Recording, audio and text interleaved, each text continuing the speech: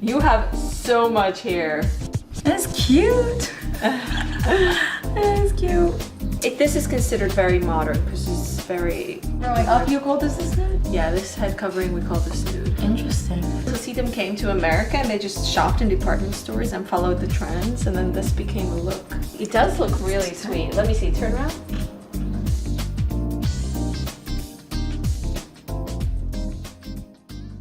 Once upon a time, this was me. I'm 18 here, maybe 19. What I have on my head is a wig, a high-end silk scarf, some padding, some hidden handkerchiefs, long pins to hold it all into place. Together, this was called a frisette, or a front. Under the front, my head was shaved. Small note here, head shaving is a custom for married women in the Satmar sect and some other Hasidic sects. It is not practiced by all Hasidim, and I've covered this in other videos. Because my head was shaved, I always kept it covered, even to sleep. If I wasn't all dressed up in my frisette, I wore a comfortable turban. I didn't wear this getup my whole life, even though I was born in the Hasidic community and lived there for 25 years until I left as a young mother. I only began to wear this after I got married because that is the custom among Orthodox Jewish women. When they get married, they cover their heads. But how they cover their heads differs vastly.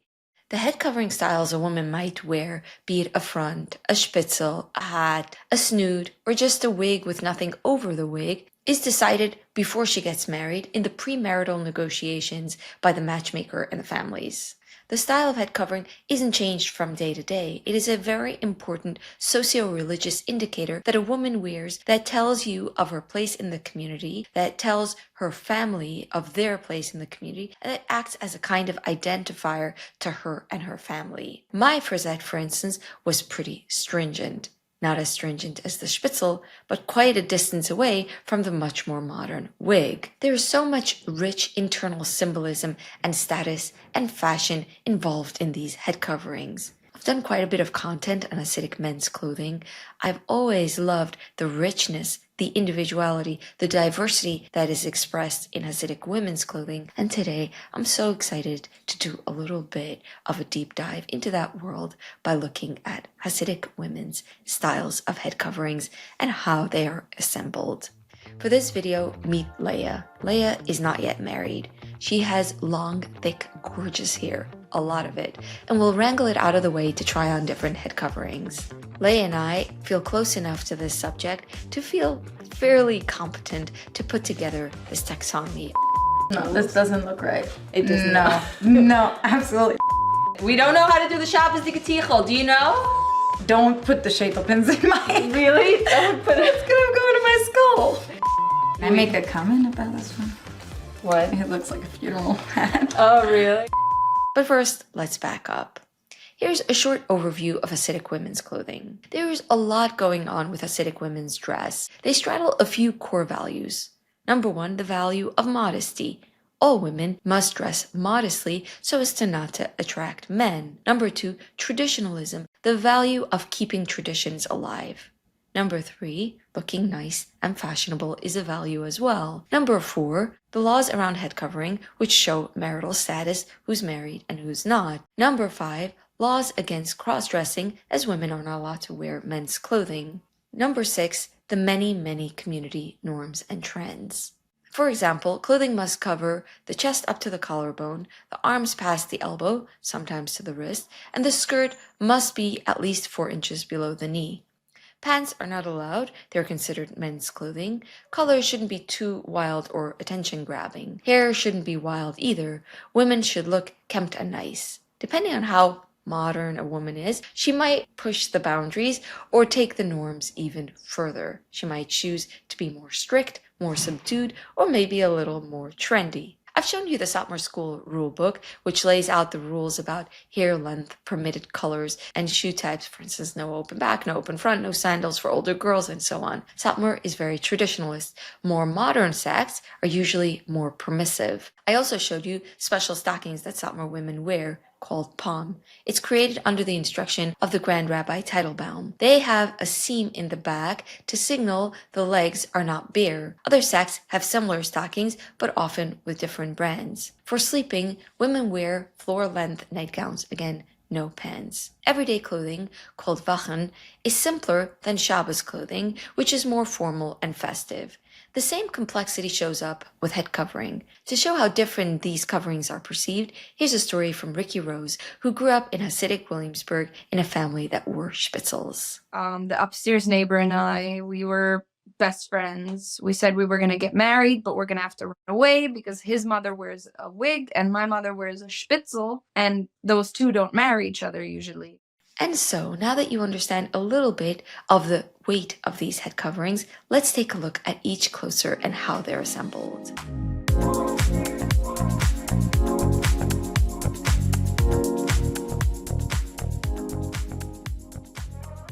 So Leah is not married. And Not yet. Not yet. Leah is not married, but in your family, what do the women wear when they get married? We have a lot. My mom wears a wig, long wig, so more modern. My father's family wears, most of my mother's shpitzels. Some of them I think wear fronts, maybe one or two of them wear like fronts, and then a full tichel in the back. I think we cover a big You cover a big spectrum. But, yes. But fairly Hasidic. We're really just going to look at the really Hasidic style head covering today because we don't have any of the like fancy wigs. Not really.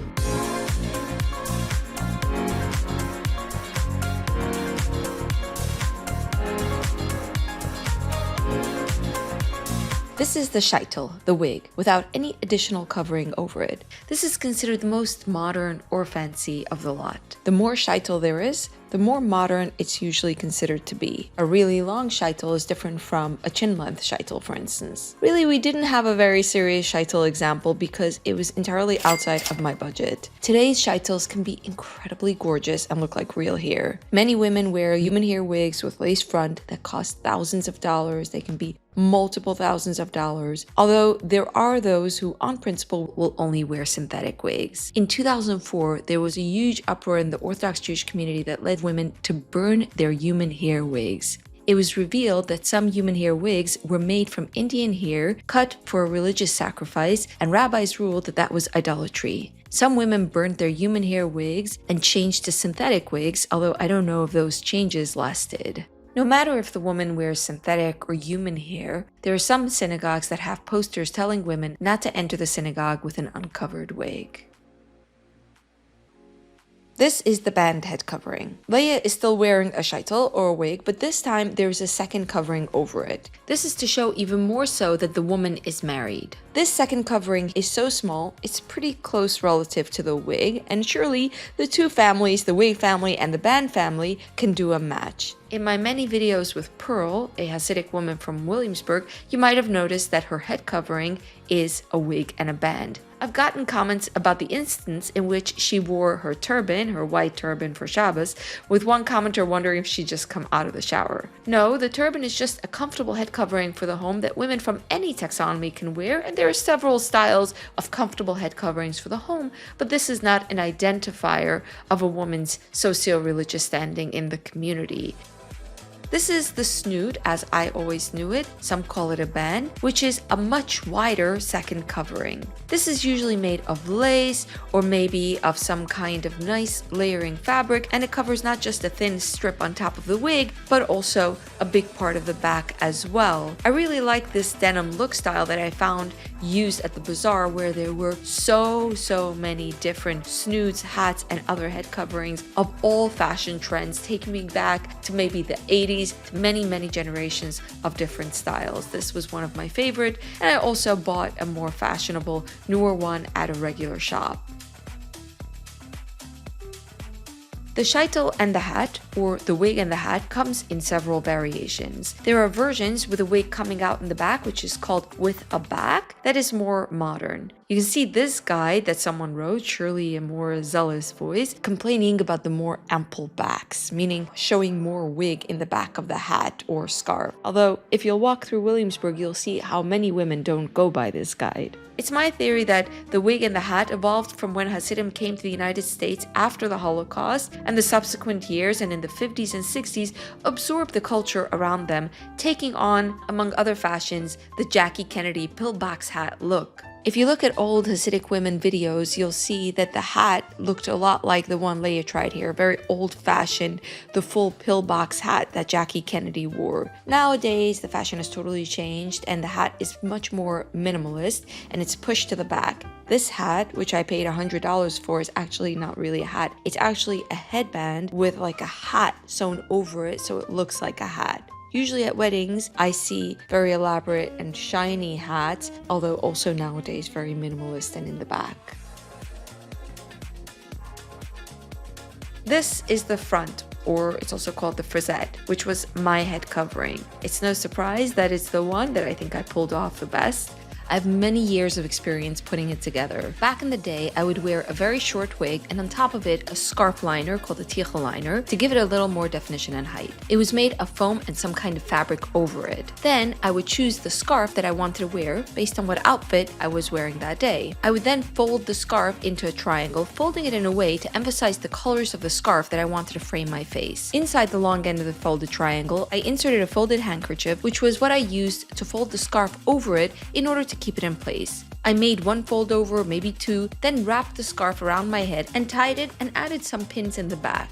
And altogether, this was the frisette. This is a fairly conservative look. When I started to leave, I wore a more modern dress while still wearing the front, and one Hasidic woman stopped me and said it was incongruent to wear such a pious head covering alongside white sneakers, which were considered fairly modern. I wore the front with a scarf down, called these the shpitzels, the ends of the scarf that after you tied it together were left over. There's an alternative, and this is a matter of choice, it doesn't have any religious significance, to wear it tied up instead of down. I preferred it down.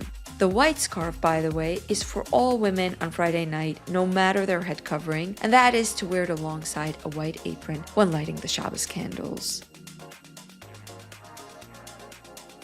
This is the shpitzel. The shpitzel is notorious as a very modest head covering. When I was 21, I wrote a blog anonymously, and there I called myself Shpitzel. Spitzel expressed to me that I felt classified in the community as very conservative, even though I didn't technically wear a spitzel. It hid a little bit my real identity, and I was very concerned about anonymity. The spitzel head covering is just a thin line of synthetic hairs over the head with piled on additional layers of scarf and padding. And there is a version of the spitzel that doesn't even have the synthetic hairs, there's just sort of flat layers that is called individuality. I know there is a lot of nuance, but humans like to express individuality, and these are the spaces that they happen in the Hasidic community. I interviewed, for instance, Bradel Newman, who spoke of wearing a shpitzel when she got married and changing to a shaitle and a band, and what a profound change that was. There are women I know who move in other directions, electing to put on a shpitzel despite their family tradition being to wear wigs. Oftentimes, they do it as an omen. Let's say there's an illness in the family, or there's something a woman really desires, or other such matters might cause women to say, I will give up the vanity and the beauty of a shaitle and move to a shpitzel. Now finally, we wrap up with arupgebinden. This is just a scarf with a lot of padding and tied in a way to beautify the face. Just that arupgebinden is very common in Israel. In fact, in Jerusalem, there are two sects called Toldesahadin and Toldesavrim Yitzchak, where the women wear just solid black scarves, or then they wear white ones for Shabbos, like Gila does here, who I spoke to recently in an interview. Nobody wears wigs here within our community. It's something that when we lived in London, people were very shocked by. Did your husband ask you to dress according to... No. I tried on wigs. I said, you know what? Doesn't feel right. I don't want to show up. None of my nieces wear wigs. None of my sisters-in-law wear wigs. They wear a black tichel, the same as everyone else until the Safri Mitzvah, or maybe they wear a colored one. I can show you my white tichel. Give you 1 second. So we have this white tichel that we wear. This my mother-in-law gave to me. And this is the tichel that we wear on Shabbos night. In America, this head covering is less common, although Leah's lovely grandma wears it, and Leah looks like a spitting image of her family in it. There's one head covering we will have to leave for another day, and that's the Sterntichel. The star scarf is the literal translation. It's a special head covering for wives of rabbis, for royal women, if you will. I have no idea how to get one. I don't even know how it looks up close, but perhaps one day when I do, I'll share it with you. I've shared this taxonomy with you because it reveals how, even within the strict norms of post-marital head covering for Hasidic women, women express individuality in countless subtle ways, something that's a universal human impulse that we can all relate to. And I think there's value to sharing that. Thank you for watching, for your comments, and for your participation in this channel. Bye-bye.